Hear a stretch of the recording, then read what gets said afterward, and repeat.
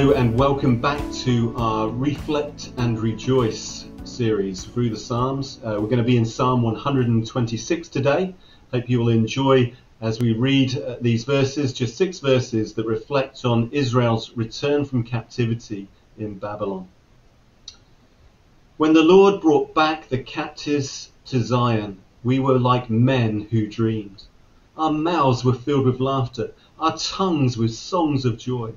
Then it was said among the nations, the Lord has done great things for them. The Lord has done great things for us, and we are filled with joy. Restore our fortunes, O Lord, like streams in the Negev. Those who sow in tears will reap with songs of joy. He who goes out weeping, carrying seed to sow, will return with songs of joy, carrying sheaves with him. If I were to look outside my window right now, I could look out and see a ploughed field. The combines of summer have been put away. The grain has been gathered into barns. Summer has gone, autumn has begun. And the change in the agricultural scene is very much reflected here in this psalm. Israel had sowed in tears. Why the tears? Why such tears for Israel? Well, if you think about producing food in Bible times, it was hard. They would have only had hand tools.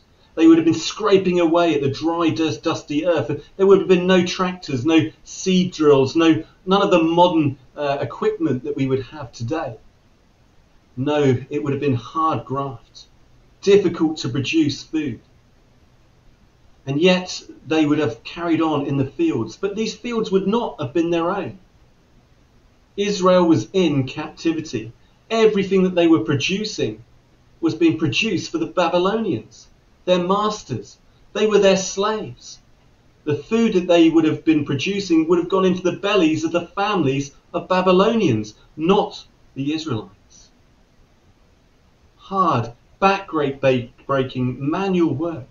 I remember seeing some of our African friends going out to the fields from the villages, just carrying a dabber or a machete, trying to work the ground. Tough stuff.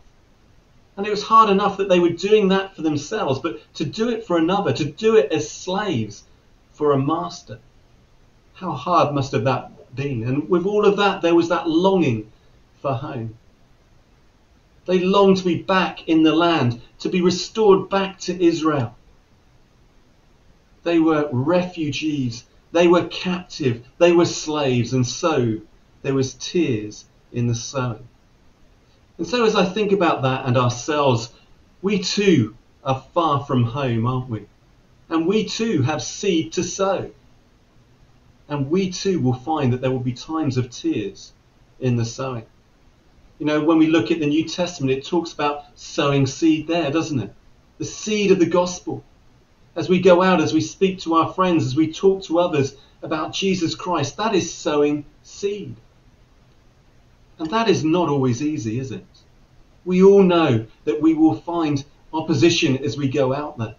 The Bible doesn't ever hide the fact that it's going to be difficult, that we're going to be seen as different, going to be seen as strange. You know, we as Christians don't actually belong on this planet. We belong to heaven.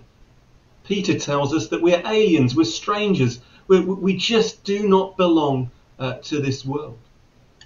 And so people will think of us as a bit weird.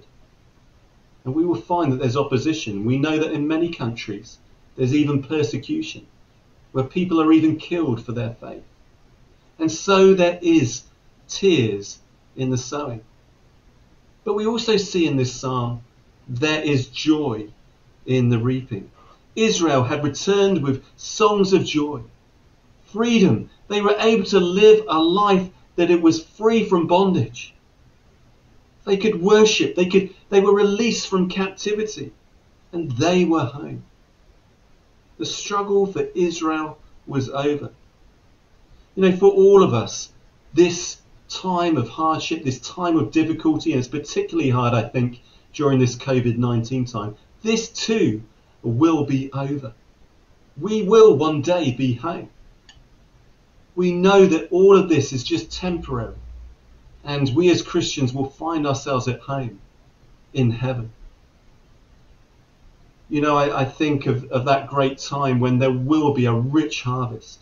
When we read in Revelation 7, behold, a great multitude that no one could number, from every nation, from all tribes and peoples and languages, standing before the throne and before the Lamb, clothed in white robes, with palm branches in their hands, and crying out with a loud voice, salvation belongs to our God, who sits on the throne, and to the Lamb.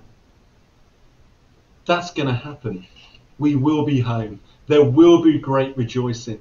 There will be joy in the reaping.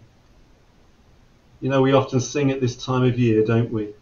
Even so, Lord, quickly come to thy final harvest home. Gather thou thy people in, free from sorrow, free from sin. Oh, what a day that will be.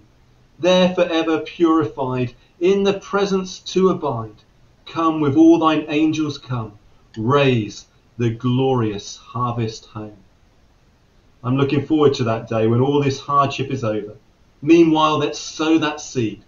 Even if it's in tears, let us sow the seed of the gospel that many will be a part of that harvest one day.